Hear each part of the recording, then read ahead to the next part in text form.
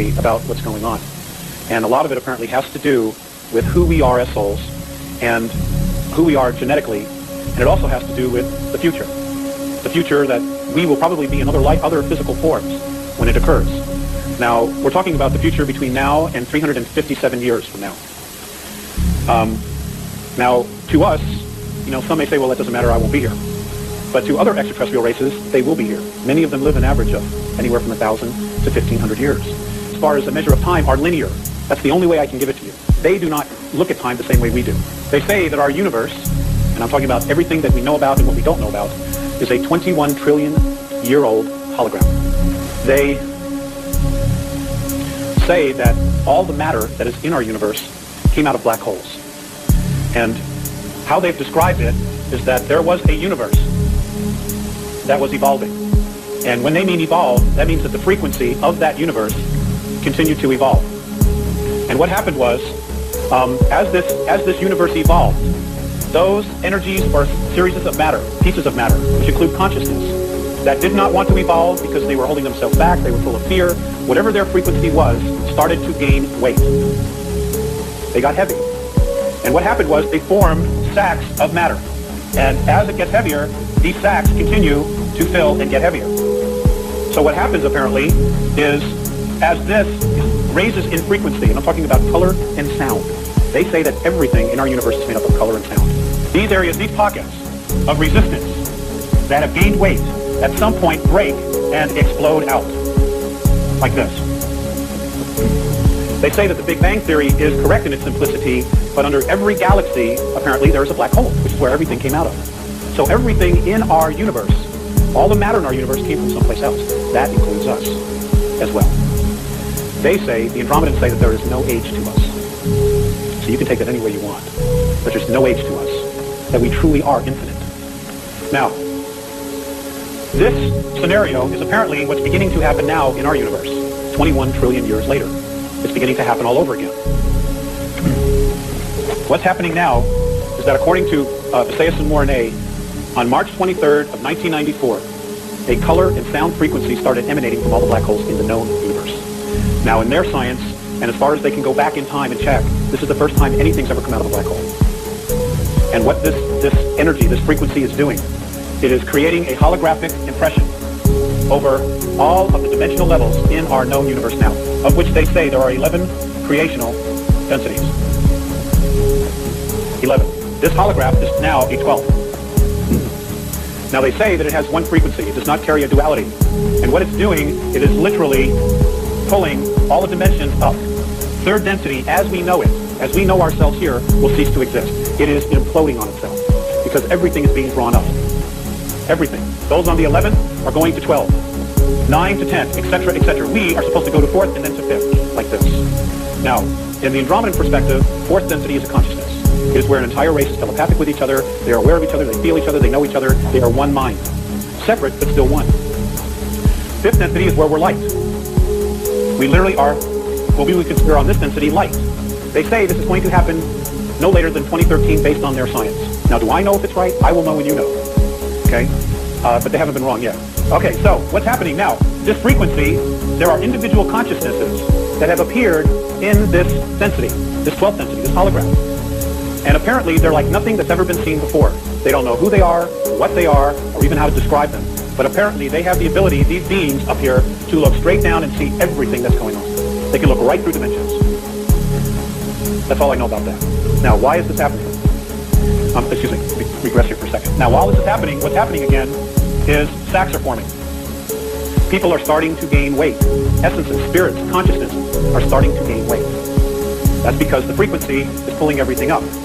Now, what's happening is that those energies that are regressive, and that's the best word I can use, I don't want to say negative or dark, I will say regressive, they are starting to freak out. Big time. Now, according to the Andromedans, every single one of us on this planet Earth, and in 21 other star systems, okay, so we have Earth and 21 other systems in our galaxy, I'm not talking the universe, I'm talking about our galaxy, are apparently a group of beings, individual consciousnesses, that apparently had evolved some trillions of years ago to the 11th density. And then somebody came up with a brilliant idea to drop down, to fall into the concept of time and experiment with our thoughts creating physical matter. So apparently they say that a large group of us dropped down into third density. There's a lot of this I don't understand. But what happened was when we got to here, we found a particular race, or races, that had a very specific genetic coding. Apparently what happened was Earth is at the very tail end of our galaxy. And it's along a trade route that leaves our galaxy, that goes to Andromedan Galaxy, it goes to Sares, which is another one that's away from us, that apparently is visited very frequently. And what happened was we found a race that had a genetic coding of 22 different extraterrestrial races. Now, all life on this planet was brought here by traders. We're talking about extraterrestrial traders now. Explorers, miners, just those out for a joyride. They're all different scenarios, but all life was brought here. And originally, apparently, our Earth was in a different orbit. It was closer to Mars, and it was nothing but ice then. Now, what happened was the Alpha Draconans, which are a reptilian race. They are the reptilian race, and we're gonna get to that as far as the hierarchy. This reptilian race are master geneticists. They just create life. They tinker with life, and all of these life forms, in their perspective, are a natural resource. Now, this is important. Okay? They look at these life forms that they've created, that they've altered, as a natural resource. Does everybody follow that? Okay. Now, apparently, they brought the primate race. They created the primate race. And it first was on Mars, and then it was brought to Earth. This is the primate race. Now, the primate race was then tinkered with by many other different races. 21 other races, which brings it to the 22 different extraterrestrial races. Now, I know there's a lot of other conflicting information out there. Some say it was 9, some say it was 12, some say it was 11. I don't know. I'm just here to offer this, their perspective. Out of these 22 races that tinkered with this primate race, it eventually became Homo sapiens sapiens, which is who we are on a physical level. Yes, we did used to have 12 strands of DNA. Yes, 10 were taken out.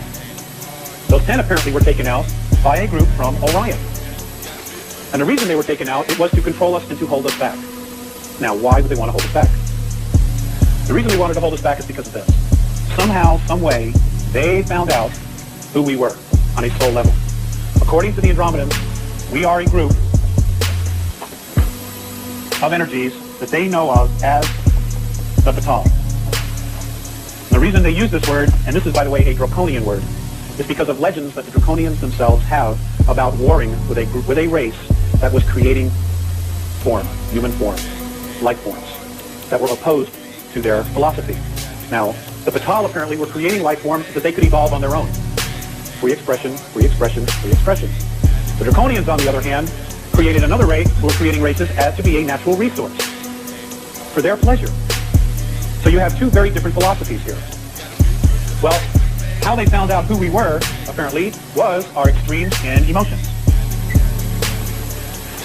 We are very, very different than all the other races. Very different. Even the Andromedans do not understand how we could hate 1 minute and then 5 minutes later be forgiving and loving and snuggly and cuddly. They don't understand it.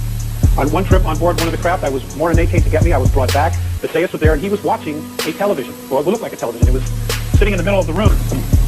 When I walked in, there was a room just floating, a screen just floating in the middle of the room, and he was standing there watching it. And he was watching a news broadcast of something that was going on in Chicago, where a policeman had shot a black man, and then had run up behind him and then tried to save his life.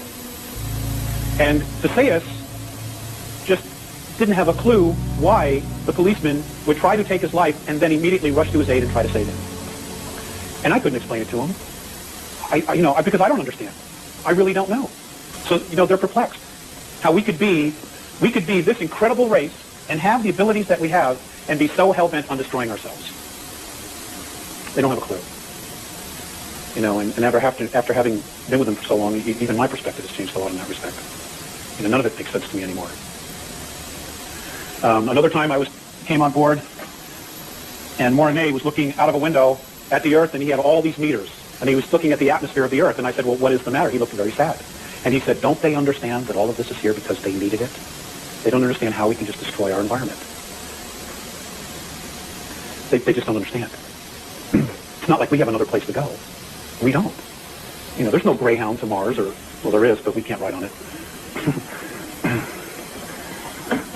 All right.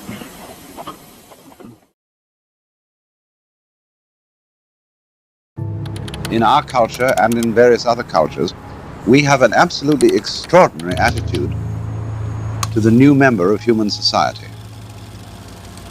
Instead of saying frankly to children, "How do you do? Welcome to the human race," we are playing a game, and we are playing by the following rules.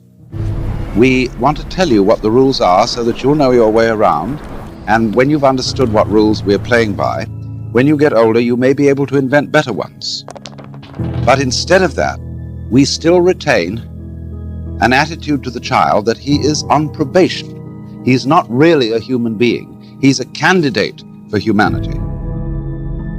Therefore, to preserve the role of parent or to preserve the role of teacher, which is that they string you out, and in just this way, we have a whole system of preparation of the child for life, which always is preparation and never actually gets there. In other words, we have a system of schooling which starts with grades. And we get this little creature into the thing with a kind of, "Come on, kitty, kitty, kitty," and we get it always preparing for something that's going to happen. So you go into nursery school as preparation for kindergarten.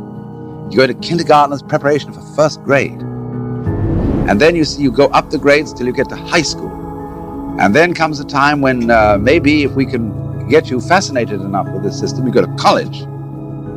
And then when you go to college, if you're smart, you get into graduate school and stay a perpetual student and go back to be a professor and just go round and round in the system. But in the ordinary way, they don't encourage quite that. They want you after graduate school or after graduation, commencement as it's called, beginning to get out into the world. And so you've been trained for this and now you've arrived. But when you get out into the world at your first sales meeting, they've got the same thing going again because they want you to make that quota. And if you do make it, they give you a higher quota. And come along about the 45 years of age, maybe you're vice president. And suddenly it dawns on you that you've arrived. And with a certain sense of having been cheated, because life feels the same as it always felt. And you are conditioned to be in desperate need of a future.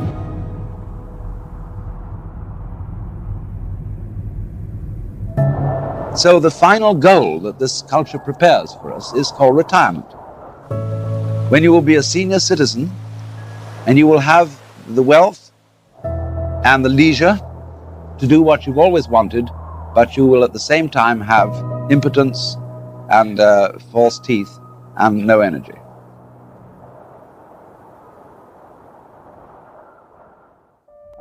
So the whole thing from beginning to end is a hoax. And furthermore, some other aspects of the hoax, just for kicks. You are involved, by and large, in a very strange business system which divides your day into work and play. Work is something that everybody does, and you get paid to do it because nobody could care less about doing it. In other words, it is so abominable and boring that you can get paid for doing it. And the object of doing this is to make money. And the object of making money is to go home and enjoy the money that you've made. When you've got it, you see, you can buy pleasure. And this is a complete fallacy. Money never can buy pleasure, because all pleasures depend upon not putting down a symbol of power, money, but upon disciplines.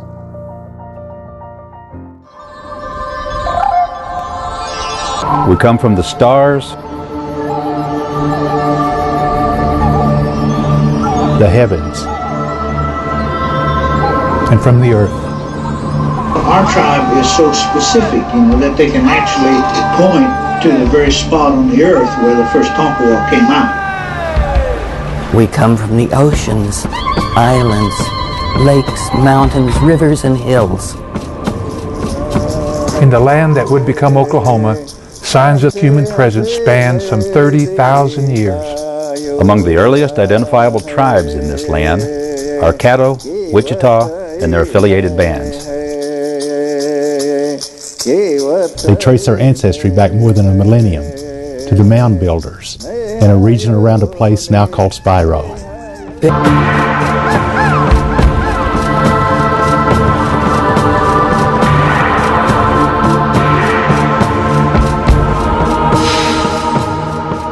We come from 67 different tribes.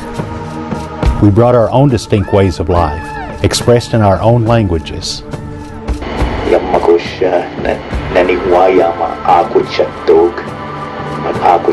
Elimachi aho talia gaski mahgao lanape gaski alaniksi.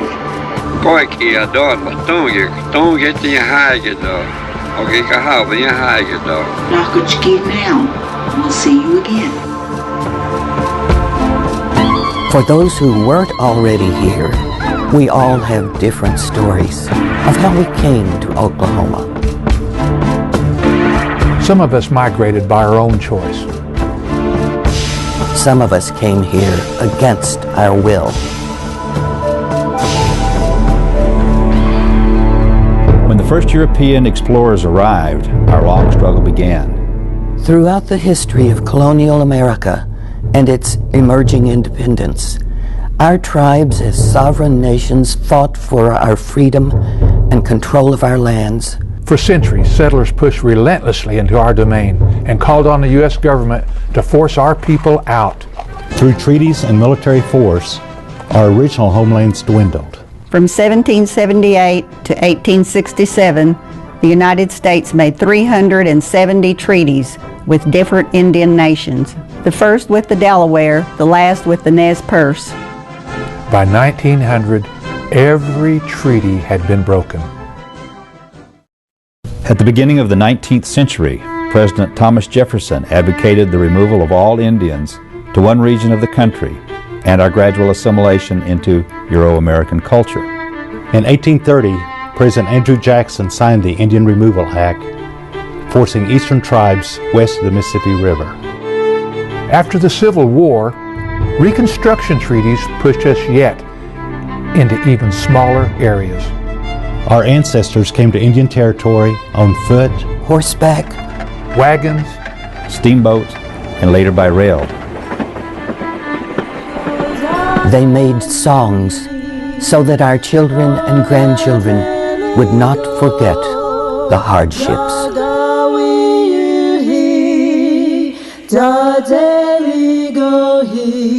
The long journeys brought us to another desperate challenge, surviving in a new environment. The Creeks people, after entering into Indian territory under the leadership of Oweetehola, they first settled around Fort Gibson and then the Muskogee area. We were confined to our own lands, and our people faced great challenges. Some tribes were placed next to friends, but some were assigned lands side by side with traditional enemies. Others found themselves next to tribes completely foreign to them. On many reservations, Indian agents and traders sold our government rations for their own profit. As a result, many of our people starved.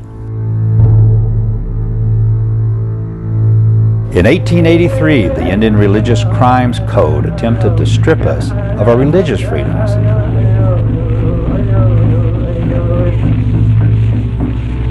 The law banned our ceremonies and religious practices.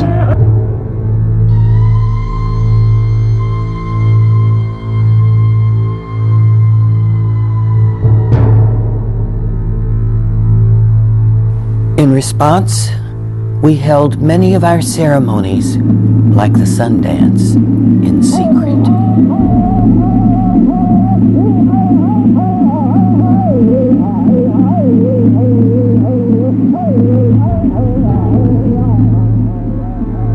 The ghost dance swept through the Plains tribes with a new fervor. In an attempt to bring back the buffalo in our ways of life.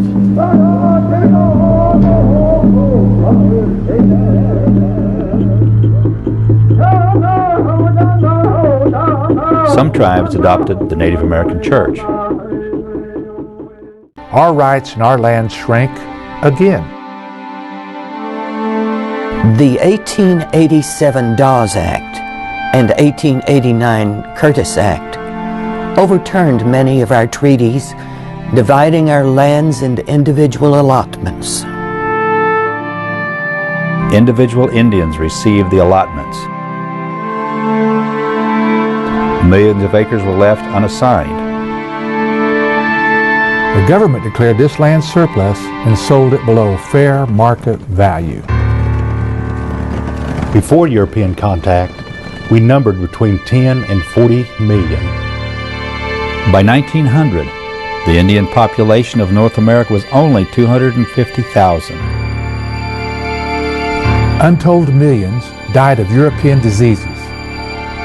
Other millions died of abuse, murder, and attempted genocide. And countless warriors died fighting. 12 tribes that once lived in Oklahoma are now virtually extinct. In 1917, our death rate finally slowed to match our birth rate. Our numbers stabilized. Our lives had begun to take a new shape. In 1901, our grandparents living in Indian Territory were naturalized as United States citizens. We entered a new era of engagement with our own destinies, not only as distinct tribes, but also as citizens of Oklahoma. The state name itself is derived from a Choctaw word, Oklahoma, land of the red people. We are proud of our tribal cultures and the contributions we have made to Oklahoma, symbolized by that great Osage war shield on the state flag. In a continuation of warrior traditions, Indians have fought with distinction in each of America's wars and conflicts. No matter here or 200 years ago, being the protector, being the provider, that's what you did.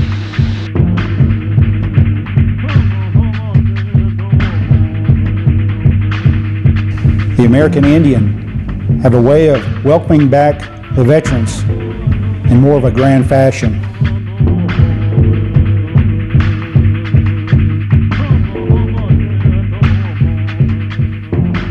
Today, our tribal traditions are in renaissance.